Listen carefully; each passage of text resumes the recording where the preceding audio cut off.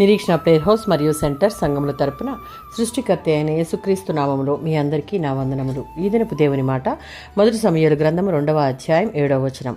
యెహోవా దారిద్ర్యమును ఐశ్వర్యమును కలుగుజేయువాడు. మొదటి సమూయేలు గ్రంథం 2వ అధ్యాయం 5-7 వచనాలలో దేవుడు తన కృప మూలంగా మనుషుల స్థితిగతులను పూర్తిగా మార్చివేయగలడు.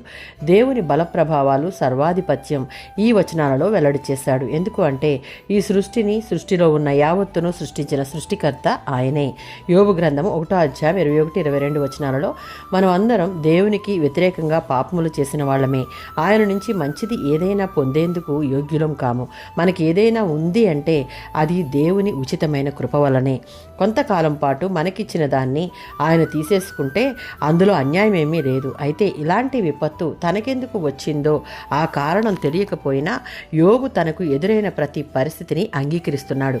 యోబుకు కలిగిన నష్టం కంటే అతి తక్కువ నష్టం వచ్చినా దేవుడు తమకు అన్యాయం చేశాడని ఆలోచించకూడదు.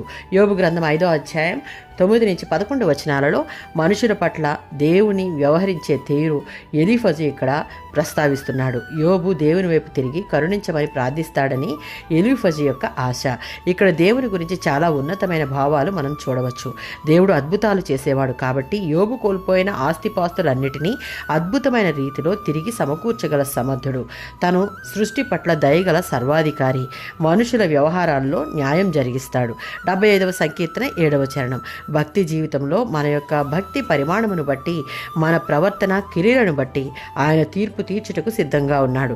ఒకరిని స్థితిని హెచ్చించుటకు లేదా తగ్గించుటకు ఆయన సమర్థుడు కనుక సమస్తమును సృష్టించిన సృష్టికర్తకు లోబడి ఉన్నప్పుడు మాత్రమే అది సాధ్యం. ఆమేన్.